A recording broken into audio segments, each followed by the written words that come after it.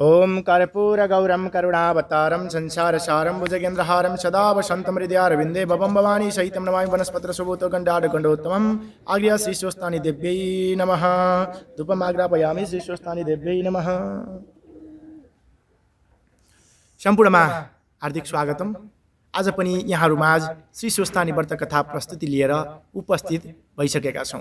तपाईँ यति बेला हेर्दै हुनुहुन्छ साझा टेलिभिजन एचडी मार्फत हामीलाई, त्यस्तै गरी युट्युबमा ओमकार सन्देश र त्यस्तै जिजिटिभी नेपाल मार्फत हामी प्रत्यक्ष रूपमा पोखरा चिसाखोला वेद विद्याश्रमको प्राङ्गणबाट यहाँहरूलाई यो कथा प्रस्तुति सुनाउँदै आइरहेका छौँ। मलाई यहाँका बटुक भाइहरूले साथ दिइरहनु भएको छ।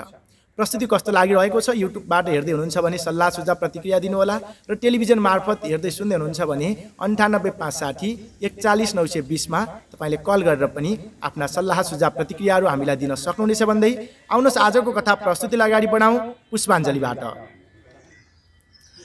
ओम यम ब्रह्मा वरुणेन्द्र रुद्र मरुतः स्तुन्वन्ति दिव्यैस्तवैर् वेदैः साङ्गपद क्रमोपनिषदैर्गायन्ति यं सामगः ध्यानावस्थित तद्गतेन मनसा पश्यन्ति यं योगिनो यस्यान्तं न विदुषुरासुरगणा देवाय तस्मै नमः।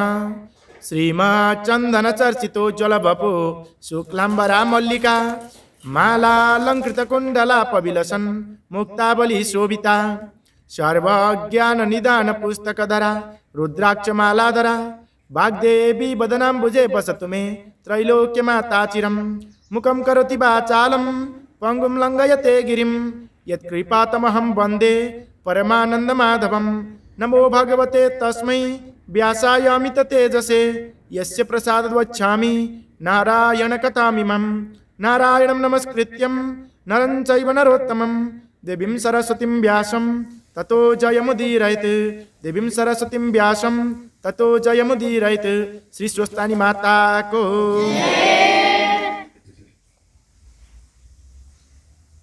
अथ सप्तमोध्याय। कुमारजी आज्ञा गर्नुहुन्छ हे अगस्त्य मुनि। सतीदेवीले त्यसरी प्राण त्यागेको देखेर देवता, यक्ष, गन्धर्व, किन्नर, नाग, दैत्य र ऋषिमुनि सबैले अहो साह्रै अनर्थ भयो भन्दै आश्चर्य मान्न थाले। उसै बेला अकस्मात आँधी चलेर धुलो उडी सारा आकाश ढाक्यो र विपरीत हावा चल्न लाग्यो। बिना बादलकै मेघ गर्जन लाग्यो। यज्ञमा उपस्थित सबै देवता, यक्ष, गन्धर्व, किन्नर, दैत्य, नाग धुलो उडेर आँखामा परि हेर्न असमर्थ भए। वायुको वेगमा अडिन नसकी भूमिमा घोप्टिए। वायुको त्यो उग्र वेगले कतिलाई उडाएर लग्यो, कति भूमिमा पछारिए, कति रुन कराउन लागे। त्यस हुरीमा परेर कतिको हात भाँचियो, कतिको खुट्टा मर्कियो, कतिले भूमिमा टाउको टेक्न पनि पुगे, कतिको मुख भूमिमा घोप्टिएर माटो खान लागे। उठ्न असमर्थ भएका जति रुन कराउन लागे, कति रक्षा गर मरे बचाओ भन्न लागे। यस्ता प्रकारले यज्ञमा उत्पात भएको केही बेरपछि हुरीको वेग कम भयो र दक्ष प्रजापतिले चिन्ता गरी सबै छोरी ज्वाइँलाई डराउनु पर्दैन भनी सान्त्वना दिइसकेपछि चित्त व्याकुल गरी अब कसो गर्नु भन्दै गुरु बृहस्पति कहाँ गएर बिन्ती गरे। हे गुरु, अनर्थ भयो, अब कसो गर्ने, असम्भव कुरा प्रत्यक्ष भयो भन्दै भयभीत स्वरमा कराउन लागे। त्यसै बेला नारदजीले सतीदेवीले अग्निकुण्डमा हाम फाली प्राण त्याग गरेको देखि हावा भन्दा पनि बेगले शीघ्र कैलाश पुगी महादेवका चरणमा दण्डवत गरी उभिरहे। अनि हे नारद, तिमी के भन्न आएका भन, किन मौन उभिएका छौ? यस्तो शङ्करजीको आज्ञा सुनि हात जोडेर नम्र स्वरमा बिन्ती गरे। हे ईश्वर, हजुरकी प्राणप्रिया सतीदेवी दक्ष प्रजापतिको यज्ञाग्निमा हाम फालेर प्राण त्याग्नुभयो। किनभने हे जगदीश्वर, हे करुणानिधे, पापिष्ट दक्षले हजुरलाई अनेक क्षुद्र वचनले हेला गरी निन्दा गरेको त्यो महादेव कहाँको देवता हो? त्यो त बौलाहा हो। त्यसलाई नडाकेर मेरो के हुन सक्दछ? मेरा 33 कोटी छोरी ज्वाइँ र ब्रह्मा विष्णु आदि छँदैछन्, कस्तै भए पनि म त्यसलाई डाक्ने होइन इत्यादि अनेक दुर्वचन बोलेको सुन्दा सहन नसकी क्रोधयुक्त भएर भूमिमा लातले हानी यज्ञको परिक्रमा गरी कसैको पनि मुखतर्फ नहेरी केवल हजुरको नाम जप्दै शिव शिव भन्दै यज्ञाग्निमा हाम फाली प्राण त्यागिन्। हे प्रभु, हजुरको डरले अग्निले देह दग्ध गर्न सकेका छैनन्। केवल प्राण छाडेर यज्ञ कुण्डमा शयन गरे झैँ सुतिरहनु भएको छ। हे ईश्वर, यही कुरा बिन्ती चढाउन आएको हुँ। हे चन्द्रमौले, अनर्थ भयो, अब के गर्ने? यति भनी नारदजी उभिरहे। नारद मुनिका कुरा सुनेर महादेवले आज्ञा भयो, हे मुने, तिमीले भनेको कुरा निश्चय अर्थात् सत्य हो कि होइन? शिवको वचन सुनि नारदले भने, हे जगदीश्वर, हजुरका सामु मिथ्या बोल्ने साहस अथवा शक्ति ममा कसरी आउला? आउँदैन। ध्यान दृष्टिले हेर्नुभए सत्य सत्य कुरा ज्ञात हुनेछ। नारदजीका यस्ता वचन सुनि ध्यान दृष्टिले विचार गरी अत्यन्त क्रोधले तिनै नेत्रबाट अग्निका ज्वाला निकाली दारा किटी पाखुरा निमोड्दै नारदजीको सामुन्ने नै भन्नुभयो, हे मुने, 33 कोटी देवताले रक्षा गरिएको पापिष्ट दक्षको विनाश नगरी छाड्ने छैन। अब तिमी आफ्नो आश्रममा जाऊ भनी बिदा दिनुभयो र नारदजी महादेवलाई दण्डवत प्रणाम गरेर आफ्नो धाममा गए। यस्तो प्रकारबाट नारदजी गएपछि शिवजीले सतीदेवीलाई सम्झेर रिसले तिनै नेत्रबाट अग्निका जस्तै ज्वाला निकाली शिखाबाट एउटा जटा झिकेर भूमिमा पछारे।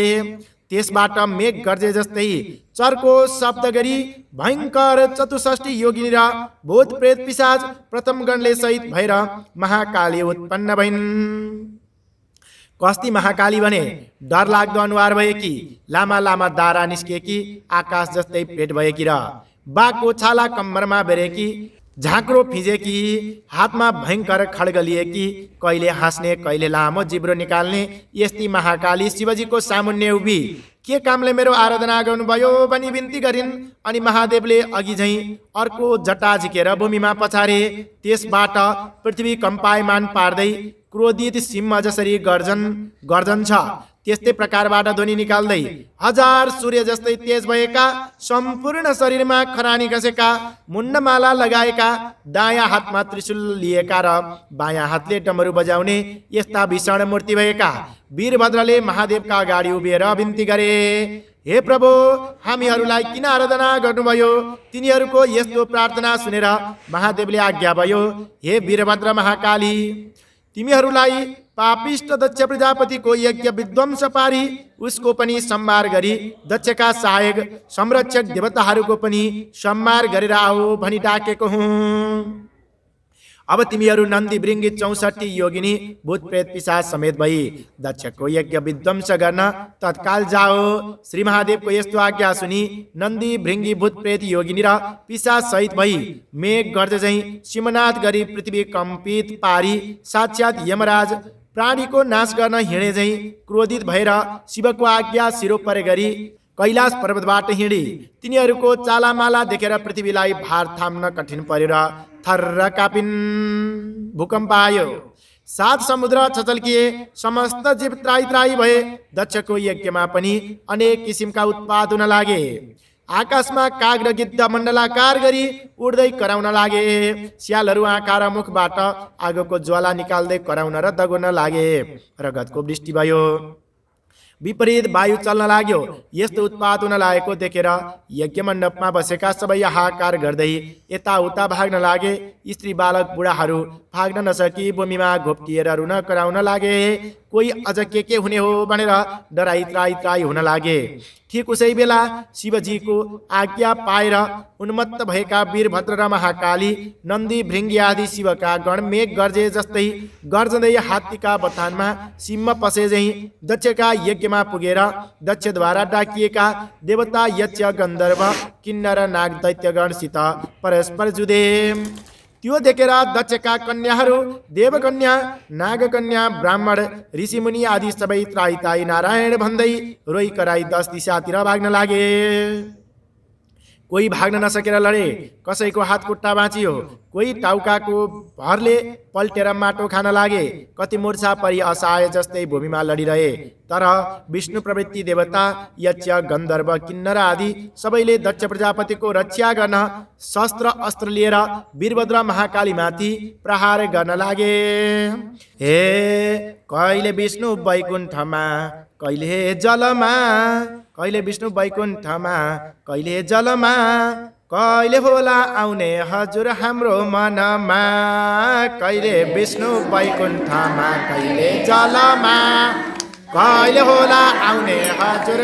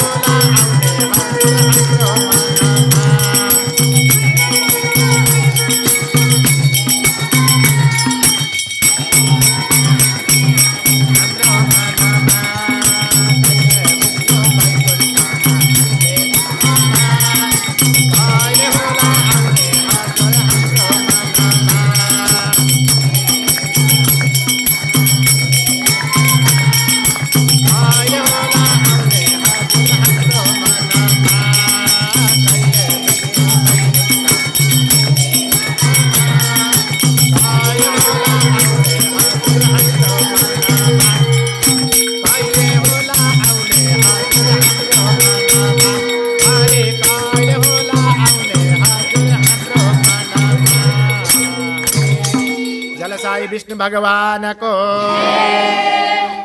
यसरी परस्पर घमसान संग्राम भयो। इन्द्रादि देवताहरूले कुन कुन अस्त्र प्रहार गरे भने इन्द्रास्त्र, अग्न्यास्त्र, दिव्यास्त्र, वरुणास्त्र, पाशुपतास्त्र, ब्रह्मास्त्र, तमोर गदा, खड्ग र मुसल, नागपास आदिले वीरभद्र, महाकाली र 64 योगिनी, भूतप्रेत, प्रथम गण र विषम ज्वरमाथि प्रहार गरे। यस्ता तरहले आफूमाथि शस्त्रास्त्र प्रहार गरेको देखेर वीरभद्रका गणले पनि कठोर स्वरले गर्जेर दक्षका सैन्यभित्र पसी जति भेटे उतिको टाउको समाती निमोठी, हातखुट्टा भाँची, मुड्केले रगत छदाई देवताहरूको संहार गरे। यता महाकालीले प्रत्यक्ष काल जस्तै खड्गली वर्षाकालको प्रचण्ड मेघ गर्जे झैँ गर्जी सिंहनाद गर्दै मृगका फौजमा सिंह पसे झैँ र सुकेका परालमा आगो लागे जस्तै गरी दक्षका सेनाको संहार गरिन्। वीरभद्र समेत नन्दी, भृङ्गी, 64 योगिनी, भूतप्रेत, पिशाच, प्रथम गण समेतले शत्रुतिरका कसैको शिर, कसैको हात खुट्टा छुट्याए, कसैलाई निमोठी रगत पिएर नाच्न लागे, कोही हाँस्न थाले, कसैको मासु लुचेर खाए, कसैको कोखमा प्वाल पारेर रगत पिउन लागे, कोही देवता भागे। यसरी दक्षका सेना र कोटी कोटी देवताको संहार गरे। दक्ष सेना मारे त्राही त्राही कराए, दक्ष सेना मारे त्राही त्राही कराए,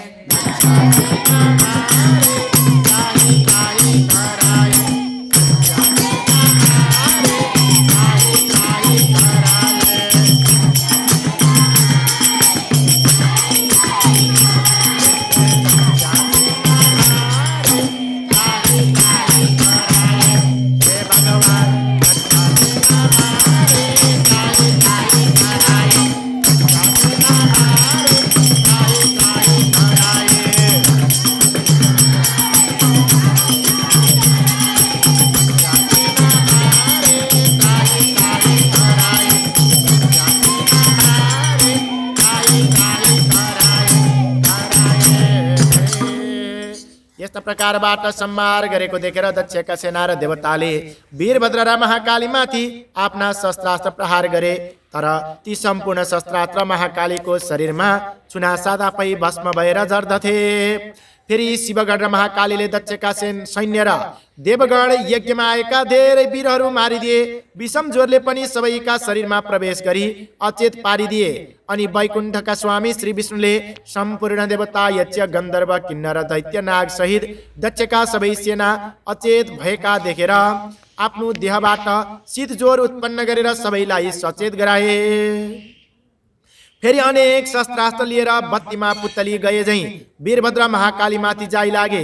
वीरभद्रले पनि त्रिशूलले सिंहनाद गर्दै सुकेको खरमा आगो लगाए झैं एक क्षणमै दक्षका अनेक सेनाहरू काटी मारिदिए। तिनमा कसैको शिर छैन, कसैको हात छैन, कसैका खुट्टा छैनन्। यस्तो स्थिति देखेर कोही रक्षा गर भन्दै भाग्न पनि नसकी भूमिमा लडिरहे। यसरी सबै देवताहरूको संहार गरी अन्य दैत्य दानवलाई समाती अग्निकुण्डमा होम नलागे।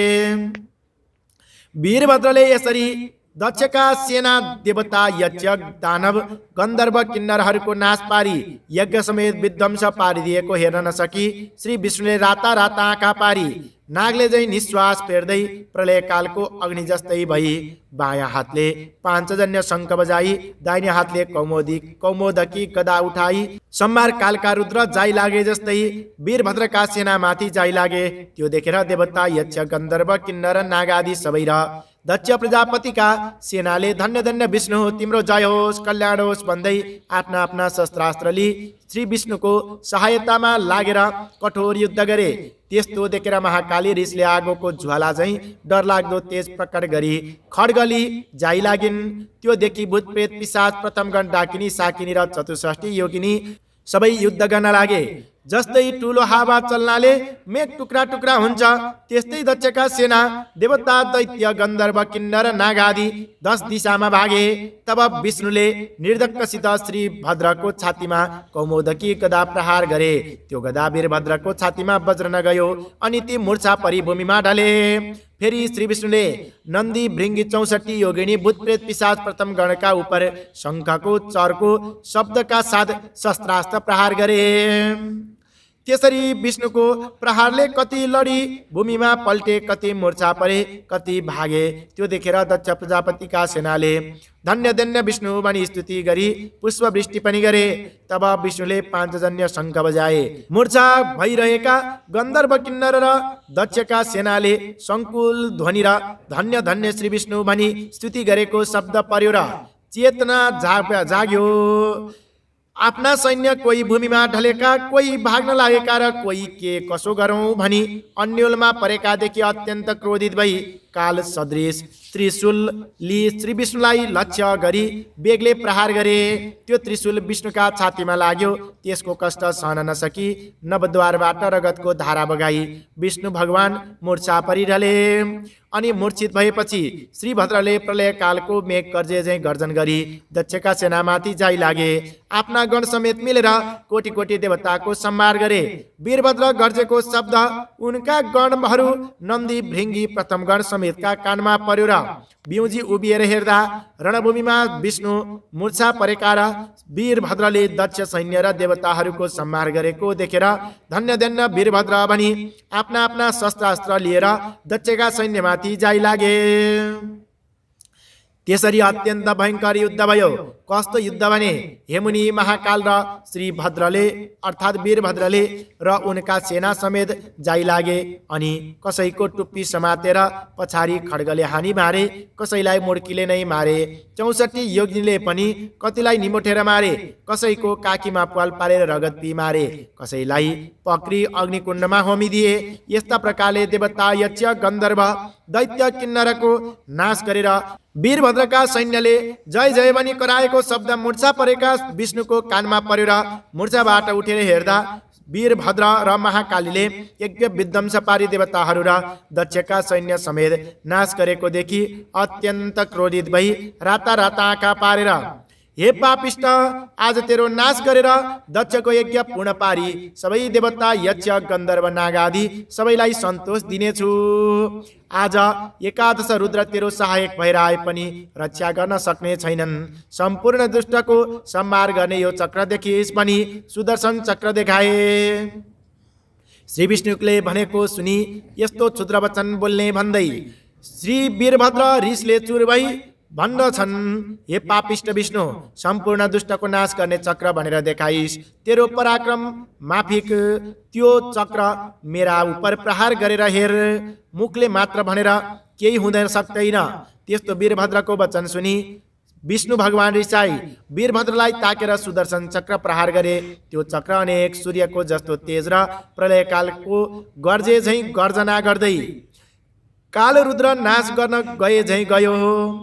त्यस्ता प्रकारले आएको त्यो चक्रलाई देखि नन्दी भृङ्गी भूत प्रेत 64 योगिनी प्रथम गण आदि शिवगण त्राई त्राई वीरभद्र महाकाली भनी उनका नगिचै गए। जस्तो समुद्र मन्थनमा कालकोट विष निस्केर सबैलाई भस्म पार्न खोज्दा शिवले पान गर्नुभएको थियो, त्यस्तै प्रकारबाट त्यो चक्र आएको देखेर मुख वाइदिनाले श्री वीरभद्रको मुखमा पसेर निल्न तयार भएको देखि श्री विष्णुले चाँडो गई वीरभद्रका मुखबाट सुदर्शन चक्रदेखि त्यहाँबाट अन्तर्ध्यान भई वैकुण्ठ जाँदा भए। इति श्री स्कन्द पुराणे केदार खण्डे माघ महात्म्ये कुमार अगस्त्य संवादे श्री स्वस्तानी परमेश्वर्यां व्रतकथायां दक्षसेना वधो नाम सप्तमोऽध्यायः। हरि हरि ओम कोटि नमस्कार श्री स्वस्तानी देवीलाई, कोटि नमस्कार श्री स्वस्तानी देवीलाई, कोटि नमस्कार श्री स्वस्तानी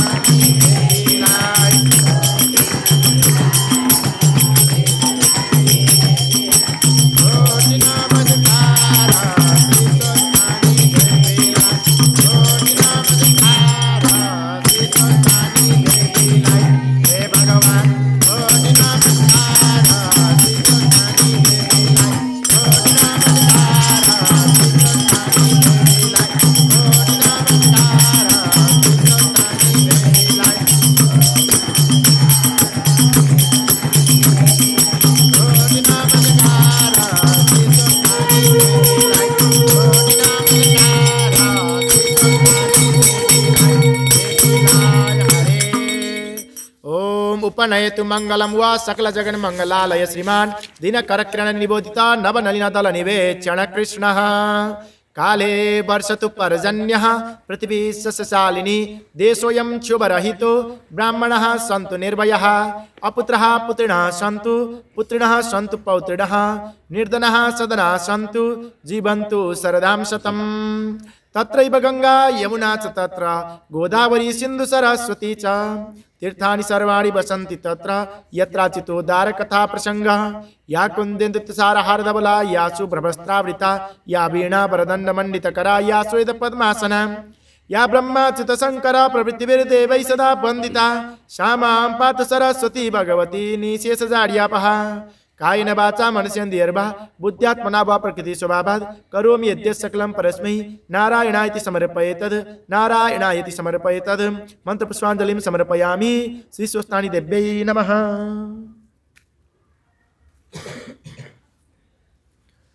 शाम्ब सदाशिव भगवान को, गौरी शंकर भगवान को, सिद्धि विनायक गणेश जी को, राष्ट्रदेव पशुपतिनाथ भगवान को, श्री स्वस्तानी माता को, वैदिक सनातन हिंदू राष्ट्र नेपाल को, सम्पूर्ण साझा टेलिभिजन एचडी मार्फत हेर्दै गर्नुभएका दर्शक मित्र, त्यस्तै युट्युबमा ओमकार सन्देश र जिजिटिभी नेपाल मार्फत हेर्दै गर्नुभएका दर्शक मित्र र प्रत्यक्ष रूपमा पोखरा चिसाखोला वेद विद्याश्रमका बटुक बाबुहरू, हामीले आजसम्म यो 7औं अध्याय यहाँहरूलाई श्रवण गराइसकेका छौँ। प्रस्तुति कस्तो लागिरहेको छ कृपया युट्युब मार्फत हेर्दै हुनुहुन्छ भने तल कमेन्ट बक्समा कमेन्ट गरिदिनु होला। टेलिभिजन मार्फत जोडिनु भएको छ भने 9856 41920 मा कल गरेर आफ्ना सल्लाह सुझाव प्रतिक्रिया दिन सक्नुहुनेछ भन्दै फेरि भोलि अर्को नयाँ भिडियोका साथ भेट्ने नै छौँ। त्यतिन्जेलसम्मको लागि म लगायत सम्पूर्ण टिमलाई बिदा दिनुहोस्। हवस् त, नमस्कार। श्री स्वस्तानी देवीले सम्पूर्णको रक्षा गरून्।